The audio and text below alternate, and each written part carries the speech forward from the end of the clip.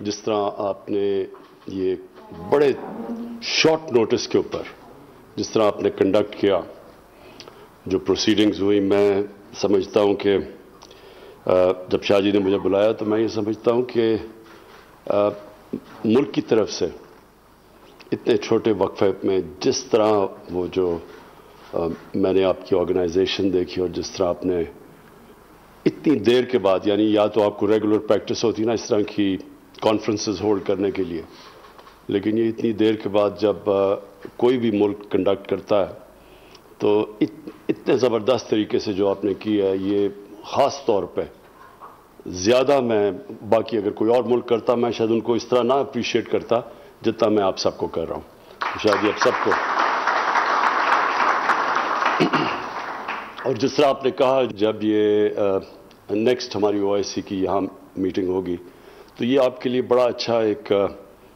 Practice بھی ہوگی کہ وہ اس کو اس سے بھی ہم بہتر طریقے سے کنڈکٹ کریں گے۔ ہم نے پاکستان کے امیج کو اپنی زندگی میں دیکھا ہے کہ کہاں پاکستان کا پریزیڈنٹ جاتا تھا تو امریکن پریزیڈنٹ اس کو ایئرپورٹ پر ریسیو کرنے آتا تھا، اور وہ انگلینڈ میں جاتا تھا تو جس طرح کی اس کو ریسیپشن ملی تھی انگلینڈ میں، وہ ہمیں یاد ہے، ابھی بھی اخباروں میں ہم نے دیکھی تھی۔ تو اس کے بعد پھر ہم نے برے وقت بھی دیکھے۔ دیکھیں، ایک سب سے پہلے آپ کے لیے، کیونکہ آپ جس طرح اوپننگ بیٹسمین ہیں ہمارے، آپ کو ساری جگہ فرنٹ لائن پہ فیس کرنا پڑتا ہے پبلک، انٹرنیشنل پبلک اوپینین کو۔ تو ایک چیز پلیز یاد رکھیں کہ جو ملک کی زندگی، اس کا جو سائیکل ہوتا ہے نا، وہ کبھی اسٹریٹ لائن میں نہیں ہوتا، اونچ نہیں ہوتی ہے، انسان کی زندگی میں بھی، ادارے کی زندگی میں بھی، سپورٹس ٹیموں کی زندگی میں بھی، اور ملک کی زندگی میں بھی۔ تو یہ جو ہمارا جو ڈاؤن سائیکل آیا، اس کی ہماری اسی ملک کا قصور ہے، ہمیں کسی اور کو بلیم نہیں کرنا چاہیے۔ ہم نے اپنے آپ کو ہی استعمال ہونے دیا، ایڈ کے لیے ہم نے اپنے ملک کی ریپوٹیشن کو قربان کیا، اپنے لوگوں کے انٹرسٹ کے خلاف ہم نے اپنی فارن پالیسی بنائی صرف پیسے کے لیے۔ اور یہ جو پچھلے 20 سال گزرے، یہ جو وار آن ٹیرر تھی، یہ تو ایک سیلف انفلکٹڈ وونڈ تھی پاکستان کی، کیونکہ میں تو اس وقت بڑا قریب تھا ڈیسیژن میکرز کے جب یہ فیصلے ہو رہے تھے کہ ہمیں اس میں شرکت کرنی چاہیے نہ یہ وار آن ٹیرر میں۔ تو مجھے تو پتہ ہے کیا ہوا، کیا کنسیڈریشنز تھی، اور مجھے بڑے افسوس سے کہنا پڑتا ہے کہ وہ کنسیڈریشن پاکستان کی عوام نہیں تھی، وہی جو پہلے بھی کنسیڈریشنز تھیں 80s میں جب ہم نے افغان جہاد میں شرکت کی۔ زیادہ ہے بجائے یہ کہ کوئی ہائی پرنسپل تھا یا پاکستان کے لوگوں کے مفادات، انفارچونیٹلی ڈالرز تھے۔ اور جب آپ اس طرح کے فیصلے کریں گے، یہ اللہ کا ایک، جب سے اس نے دنیا بنائی ہے اس کے اصول ہیں۔ آپ جب اپنے پرنسپل سے ہٹ کے صرف مٹیریل فیصلے کریں گے، مٹیریلزم پہ بیسڈ، اس کا ایک کانسیکوینسز ہیں، اور وہ کانسیکوینسز پھر تھوڑی دیر یہ اس طرح ہوتا ہے کہ کینسر کا علاج ڈسپلن سے کرنا، تھوڑی دیر آپ کو فائدہ ہو جاتا ہے، اس کے بعد اس کے نقصانات آپ کے سامنے آنے شروع ہو جاتے ہیں۔ تو اگر ہم یہ نچلے سائیکلز پہ آتے ہیں، ہمیں کسی کو قصوروار نہیں ٹھہرانا چاہیے، ہم غلط فیصلے کرتے ہیں۔ اور یہ مجھے بڑی خوشی ہے کہ ہمارے جو 3 سال میں آپ کہیں ہم اپنی تعریف نہیں کرتے، لیکن اگر آپ دنیا کی ایٹیٹیوڈ آپ پاکستان کی طرف دیکھیں، وہ مختلف ہے۔ حالانکہ ہمیں کا سب سے بڑا جو ہمیں فائنینشیل کرنچ فیس کرنا پڑا، وہ شاید ہی کبھی کسی گورنمنٹ کو ایسے اس طرح کے ڈیفیسٹس ملے ہوں فسکل اور کرنٹ اکاؤنٹ کے۔ اور پھر کرونا، یعنی یہ 100 سال میں ایک دفعہ اتنا بڑا دنیا کے اندر کرائسس آتا ہے جو کہ کرونا کا کرائسس آیا، اور اس کے اندر اس سب کے باوجود آج جدھر پاکستان کھڑا ہے، آپ دیکھ لیں گے 3 سال پہلے ہماری دنیا میں کیا ریپوٹیشن تھی، آج کیا ہے۔ تو اس کا مطلب کہ اس کے باوجود کہ ہم نے مشکلات کا سامنا کیا اور بڑے بڑے اور ابھی بھی مشکلات سامنے ہیں، یہ کبھی ہمیں کوئی غلط فہمی میں نہیں ہونا چاہیے کہ ابھی بھی ہم we are out of the woods, لیکن پاکستان کی جو امیج ہے وہ آپ دنیا میں دیکھیں،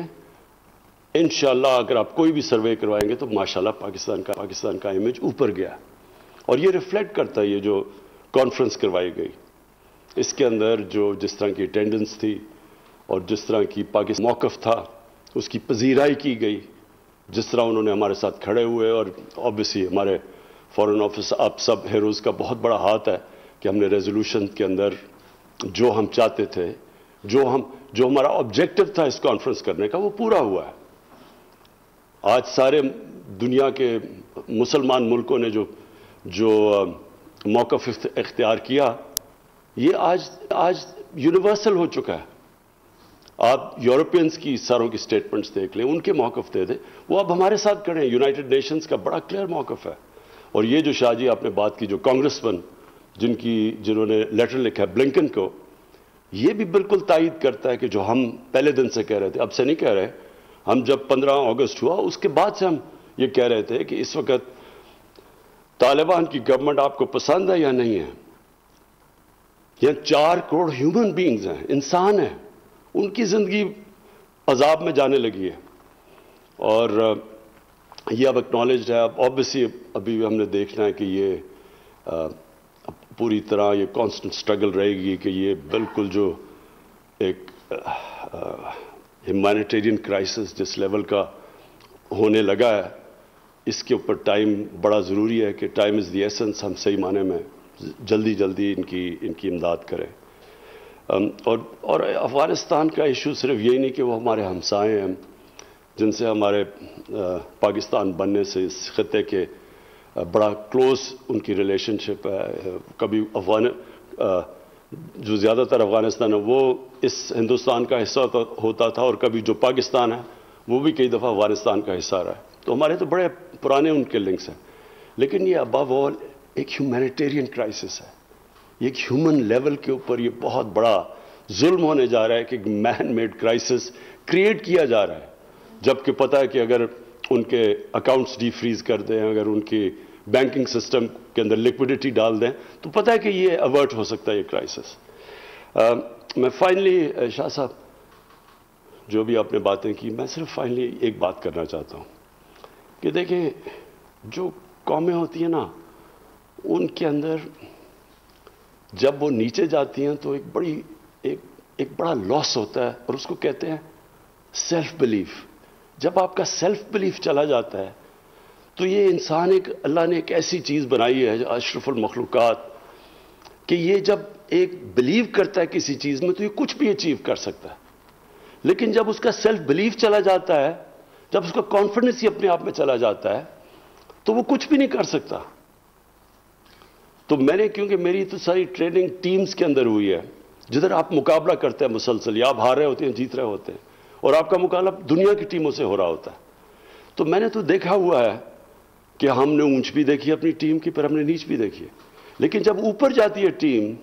تو اس کے اندر ایک چیز آتی ہے سیلف بلیف۔ وہ اپنے اندر بلیو کرنا شروع کر دیتے ہیں، اور یہ بڑی امپورٹنٹ چیز ہے کہ ایک چھوٹا سا برطانیہ ساری دنیا کو پر قبضہ کر کے بیٹھ گیا، وہی لوگ تھے، سیلف بلیف آ گیا۔ نبی صلی اللہ علیہ وسلم میں وہ عرب تھے جن کی کوئی حیثیت 2 سپر پاورز کے سامنے نہیں تھی، وہ 30-40 سال میں دنیا کی امامت کر دی انہوں نے۔ کیا کوئی چینج آیا نا ان کے اندر؟ چینج ہوتا ہے سیلف بلیف، وہ اپنے اندر بلیو کرنا شروع کر دیتے ہیں، وہی انسان بڑا انسان بن جاتا ہے۔ آپ نے بات کی ہندوستان کی،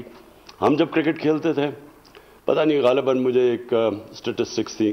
میں جب کیپٹن تھا ہم نے 24 ان کے سامنے ون ڈے میچز کھیلے، 19 جیتے ہم۔ ہمارے اندر بلیف تھا، 7 گنا بڑا ملک تھا۔ تو یہ بڑا ملک اور چھوٹے ملک کی بات نہیں ہوتی، اپنے ملک کے اندر جب بلیو کرنا شروع کرتے ہیں، اور ٹیم ورک ہوتی ہے، یہ جو آپ نے کامیابی ہوئی یہ ٹیم ورک سے بھی تھی، سب نے کوآرڈینیٹ کیا، سب نے ایک ٹیم بن کے اس کو کامیاب کیا، اس فنکشن کو، جس میں لا انفورسمنٹ ایجنسیز کا بھی بہت بڑا ہاتھ تھا، سب نے مل کے کیا۔ اور میں نے دیکھا کہ سب کو بڑا فخر تھا جب وہ دیکھ رہا تھا، میں اپنے لوگوں کی شکل وہ جب دیکھ رہے تھے کہ कामयाबी से कॉन्फ्रेंस थोड़े टाइम में कंडक्ट की तो सबको एक अंदर बिलीफ आया कि हम ये कर सकते हैं। खुदा ना खास्ता अगर ये ठीक ना होती कोई 100 कुछ कई चीज़ें गलत हो सकती थी। तो इसी तरह जब आप अपने अंदर बिलीव करना शुरू करेंगे हम एज ए नेशन, ये मैं आपको यकीन दिलाता हूँ कि ये कुछ भी कर सकता है मुल्क। क्योंकि मैंने जब टीम में क्रिकेट में आया था तो हमारा बॉटम पे टीम थी, कोई मानता ही नहीं था कि हम जीतेंगे, और जब मैं गया तो वर्ल्ड चैंपियंस थे। जब हमने कैंसर हॉस्पिटल बनाने की कोशिश की, किसी ने कहा नहीं बन सकता। ये मुल्क के लोगों ने इकट्ठा करके बना दिया और चला भी रहे हैं, बनाया भी और चला भी रहे हैं। ये भी एक मौजज़ा है, इसकी कोई मिसाल नहीं है कि 70 करोड़ में पैसा जमा करके हॉस्पिटल बनाया, 10 अरब रुपया साल का उसका खसारा है गरीबों का इलाज करने में, और फिर दूसरा भी बन गया और तीसरा भी बन रहा है। ये लोग बना रहे हैं। जलजला आया, हर पाकिस्तानी दुनिया में मोबिलाइज हुआ, लेकिन जब फ्लड आया, जब दुनिया ने नहीं मदद की, जिधर भी पाकिस्तानी बैठे थे उन्होंने कंट्रीब्यूट किया।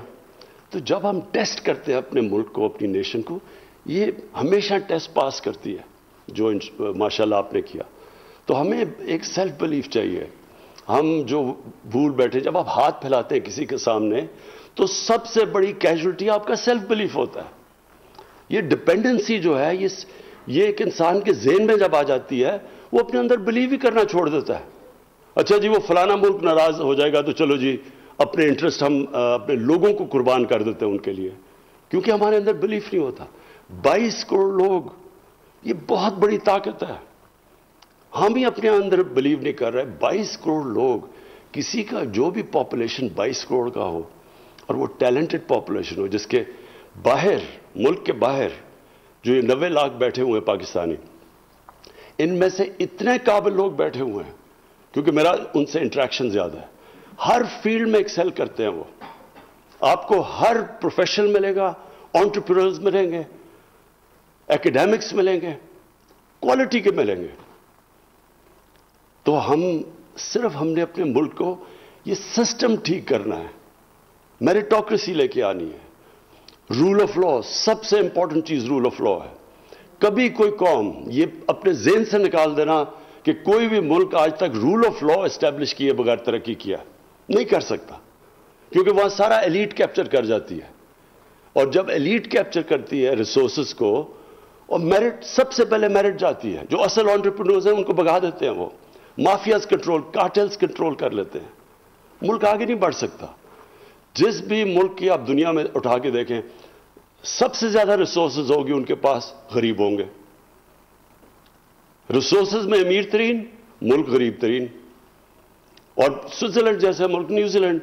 जिधर सिवाय है ही कुछ नहीं भेड़ बकरियों के अलावा या गायों के अलावा, पहाड़ों, वो दुनिया के खुशहाल तरीन मुल्क है, क्योंकि रूल ऑफ लॉ है। तो हमारी स्ट्रगल असल में, ये याद रखें कि हमें फोकस कर लेना चाहिए, हमारी स्ट्रगल क्या है, कैसे हमने अपनी आबादी को नीचे से ऊपर उठाना है, जो कि ये एलीट कैप्चर की वजह से नीचे चली गई है,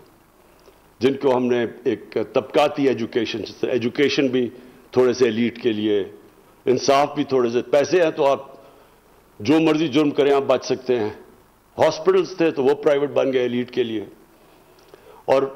नौकरियां हैं तो वो सारे जो छोटी सी एलीट को एजुकेशन उसको मिल जाती है। कोई भी मुल्क ऐसे तरक्की नहीं कर सकता। तो ये स्ट्रगल है, और ये याद रखें कि ये ओवरनाइट नहीं होता, ये स्ट्रगल होती है। कौम मिल के स्ट्रगल करती है, लेकिन जो टैलेंट इसमें है, जो रिसोर्सेज पाकिस्तान में है, मेरे में ये कभी शक नहीं, और मैं कोई सियासी स्टेटमेंट नहीं दे रहा, ये मेरा बिलीफ है कि इस मुल्क को जैसे ही हम ये क्राइसिस, ये जो हमारा सिर्फ एक करंट अकाउंट का बना हुआ है कि हमारा डॉलर्स, हमारे जैसे हम ग्रो करने चलते हैं तो हमें डॉलर्स की कमी हो जाती है, और डॉलर्स की कमी होती है, हमारे रुपए पे प्रेशर पड़ जाता है, वो चोकिंग पॉइंट आ जाता है। जैसे ही हमने अपना ये सॉर्ट आउट कर लिया करंट अकाउंट का, और हम कर गए थे, अगर ये कमोडिटी प्राइसेस एकदम दुगने ना हो जाते 3-4 महीने में, हम कर गए थे, वो हमारा करंट अकाउंट बैलेंस हो गया था। वो टेम्पररी हमें शॉक मिला है। मेरे में कोई शक नहीं है कि जैसे हम इंशाल्लाह यहां से निकलेंगे, हमारा मुल्क, आप देखेंगे कि कितनी, एक वक्त पे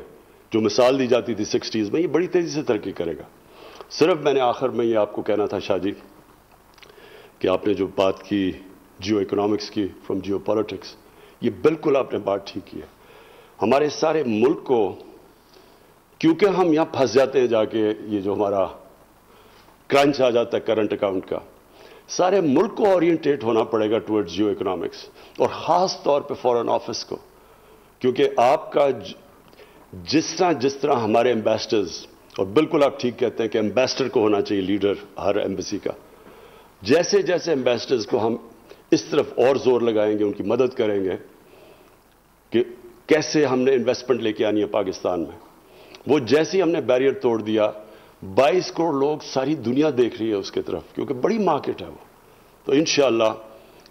ہمارا جو میں بلیو کرتا ہوں کہ ہمارا بڑا عظیم فیوچر ہے، اور اس میں ساری ملک جب ایک ٹیم بن کے چلے گی، مجھے کوئی شک نہیں کہ یہ ملک انشاءاللہ وہ بنے گا جو یہ بننے جا رہا تھا 60s میں، اور انفارچونیٹلی وی لاسٹ آور وے۔ شکریہ جی، پھر سے مبارک آپ سب کو۔ سبسکرائب کریں اور بیل دبائیں تاکہ کوئی خبر رہ نہ جائے۔